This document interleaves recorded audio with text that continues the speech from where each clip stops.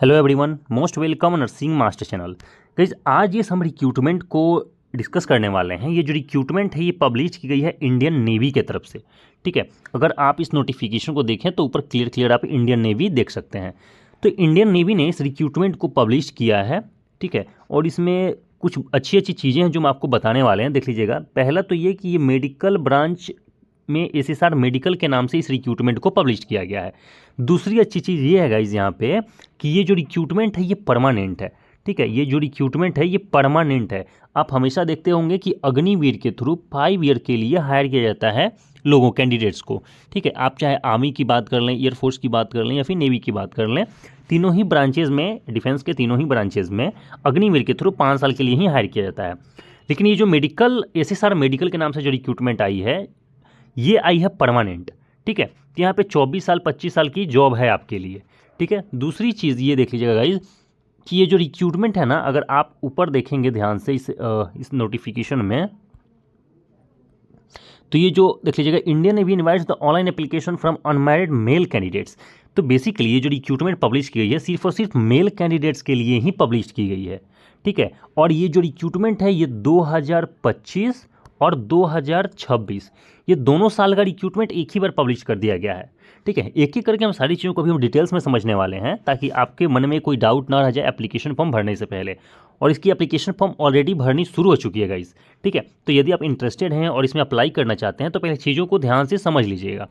ठीक है, चलिए पहले डिस्कस करते हैं इसकी एलिजिबिलिटी कंडीशंस को कि क्या इसकी एलिजिबिलिटी क्राइटेरिया रखी गई है। यहाँ पे 1 नंबर में अगर देखिएगा, online application are invited from unmarried male candidates. यहाँ सिर्फ और सिर्फ अनमैरिड मेल कैंडिडेट्स ही अप्लाई कर सकते हैं who fulfil the eligibility conditions as laid down by the government of India for enrolment as sailor in medical branch for SSR. यानी कि जो एसएसआर में सेलर्स होते हैं तो उनकी जो रिक्रूटमेंट होगी ये अभी मेडिकल ब्रांच में होने वाली है। ठीक है, 2025 और 2026 दोनों ही बैच की रिक्रूटमेंट एक ही बार पब्लिश कर दिया गया है। ठीक है, ज्वाइनिंग अलग अलग होगी। ठीक है, लेकिन रिक्रूटमेंट एक ही साथ पब्लिश किया गया है और एग्जाम भी एक ही साथ लिया जाएगा। The vacancies for SSR medical station will be unmarked in a state wise manner. ठीक है, स्टेट वाइज आपकी ये जो एग्ज़ाम है वो अनमार्क्ड की जाएगी। ठीक है, चलिए आगे हम बात करेंगे कि इसकी एजुकेशनल क्वालिफिकेशंस क्या रखी गई हैं।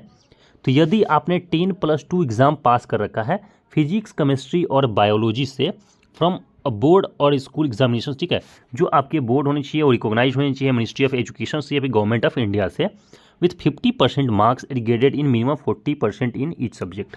यदि फिजिक्स, केमिस्ट्री और बायोलॉजी में अपनी 40 मार्क्स ईच सब्जेक्ट्स में गेन किया है और ओवरऑल और यदि 50% आपका मार्क्स है तो आप यहाँ पे एलिजिबल माने जाओगे। ठीक है, इसकी ये दूसरी पहली एजुकेशनल क्वालिफिकेशन है। कुछ नोट्स में चीज़ें दे रखी गई हैं जो आप अच्छे से देख लीजिएगा, समझ लीजिएगा। कोई डाउट हो आप हमें कमेंट बॉक्स में कमेंट करके पूछ सकते हैं। ठीक है, candidates who appeared in class 12 both exam of academic year 2025 are also eligible. It means guys कि यदि आप 10+2, ठीक है, 10+2 में अगर अपीयरिंग है यानी कि आप 11th पास कर चुके हैं और 12th में हैं अभी, तो भी आप यहाँ पे अप्लाई कर सकते हैं। सबके लिए मौका है। यदि आप 10+2 पास आउट हैं तो भी अप्लाई कर सकते हैं, 10+2 में आप हैं अभी अपीयरिंग में तो भी आप यहाँ पे अप्लाई कर सकते हैं इस रिक्रूटमेंट को, इस जॉब के लिए। सैलरी बहुत अच्छी खासी है और परमानेंट वैकेंसी है। ठीक है, आगे हम बात करेंगे एज क्राइटेरिया क्या रखा गया है। यहाँ पे देख लीजिएगा, एसएसआर मेडिकल के लिए 25 बैच के लिए candidate should be born between 1 September 2004 to 29 Feb 2018। यानी कि 1 सितंबर 2004 से लेके अगर 29 फरवरी 2008 के बीच में आप पैदा हुए हैं, आपका जन्म हुआ है, तो आप यहाँ पे एलिजिबल माने जाओगे। ठीक है, इनके बीच में 1 सितंबर 2024 से 29 फरवरी 2008 के बीच के ही लोग यहाँ पे अप्लाई कर सकते हैं। एसएसआर मेडिकल 2026 बैच की बात करें तो यदि आप 1 जुलाई 2025 से लेकर के, ठीक है, 31 दिसंबर 2008 के बीच में अगर पैदा हुए होंगे तो आप यहाँ पे एलिजिबल होंगे। ठीक है, चलिए आगे हम बात कर लेते हैं कि और क्या क्या चीज़ें यहाँ पे दे रखी गई हैं। पे एंड रिक्वेस्ट, क्या आपका पे लेवल होगा। 4 नंबर में देख लीजिएगा, पे एंड अलाउंस में क्या क्या चीज़ें यहाँ पे दे रखी गई हैं। During the initial training period stipend के रूप में 14,600 रुपया, ठीक है, 14,600 rupees per month as an stipend मिलेगा 1 साल तक। ठीक है, on successful completion of initial training they will placed, देख लीजिएगा क्या दे रखा गया है, they will placed in a level 3 of the defence पे मैट्रिक्स 21,700 से 69,100। सैलरी बहुत अच्छी खासी रहने वाली है। अगर 10+2 पे इतनी अच्छी सैलरी कोई दे रहा है ना परमानेंट जॉब के लिए तो बहुत बड़ी बात है गाइस, ठीक है। सैलरी बहुत अच्छी खासी होने वाली है। In addition they will paid MSP 5200 per month plus DA as applicable. तो गाइस आपको जो TA DA होता है ना, डेली अलाउंस वगैरह, वो सारी चीज़ें यहाँ पे मिलने वाला है। यहाँ पे प्रमोशन के भी पैसे हैं और देख लीजिएगा 1,51,000 तक आपकी सैलरी मिलने वाली है यहाँ पे, विथ एक्स्ट्रा DA आपको भी मिलेगा इसमें, ठीक है। वैसे ही बहुत सारी चीज़ें दे रखी गई हैं। सिलेक्शन प्रोसेस की अगर बात कर लें उससे पहले हम आपकी इंश्योरेंस कवर की बात कर लेते हैं। तो आपको 75 लाख तक का इंश्योरेंस भी यहाँ पे मिलने वाला है। चलिए सिलेक्शन प्रोसेस देख लेते हैं। तो यहाँ पे सिलेक्शन प्रोसेस में स्टेज 1 में जो INET एग्ज़ाम है, ठीक है, इंडियन नेवी एंट्रेंस टेस्ट, इसका पूरा नाम है इंडियन नेवी एंट्रेंस टेस्ट, जो आपको देना पड़ेगा 2025 और 2026 का कंबाइंड होने वाला है, ठीक है। SSR मेडिकल का, ठीक है। इतनी चीज़ समझ में आ गई। आगे हम बात कर लेते हैं रिक्रूटमेंट एक्टिविटीज। देखिएगा application window for SSR medical stage 1 that is INET यानी कि इंडियन नेवी एंट्रेंस टेस्ट, देख लीजिएगा 2025 एंड 26, ठीक है, दोनों 2025 और 26 दोनों कब होने वाला है? 29 मार्च से लेकर के 10 अप्रैल के बीच में आप इसकी एप्लीकेशन फॉर्म भर सकते हैं। यानी कि एप्लीकेशन फॉर्म ऑलरेडी भरना शुरू हो चुका है और 10 अप्रैल इसका लास्ट डेट है, ठीक है। 10 अप्रैल लास्ट डेट है, उससे पहले आपको भर लेना है। करेक्शन विंडो की बात कर लें तो 14 तारीख से लेकर 14 अप्रैल से लेकर 16 अप्रैल तक, 14 अप्रैल से लेकर 16 अप्रैल के बीच में आपका करेक्शन विंडो ओपन होगा। यदि कुछ गलती हो जाएगा एप्लीकेशन फॉर्म में तो आप इसमें करेक्शन कर सकते हैं।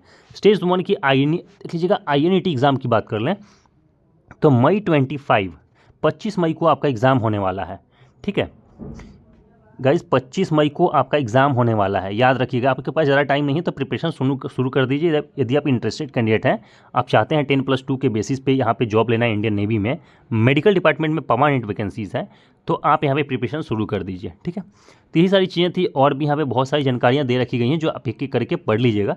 कहीं से कोई भी डाउट हो आप हमें कमेंट बॉक्स में कमेंट करके पूछ सकते हैं, ठीक है। टेस्ट के रिगार्डिंग बहुत सारी चीज़ें यहाँ पे मेंशन की गई हैं कि आपका 100 क्वेश्चंस का एग्ज़ाम होगा, ठीक है। एक क्वेश्चन को 1 मार्क्स मिलेगा, यानी कि 100 क्वेश्चन होगा 100 मार्क्स का।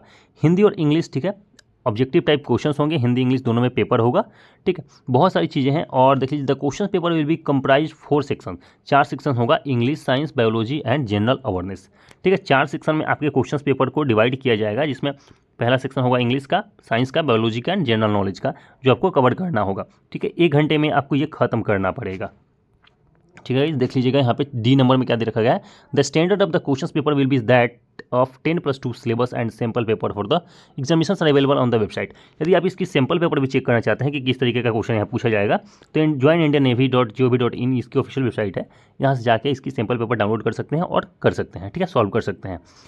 10+2 की ही सिलेबस से आपका क्वेश्चन आने वाला है, ठीक है। दूसरी चीज़ है गाइज, यहाँ पे आपको पेनाल्टी लगने वाला है रॉन्ग आंसर पे।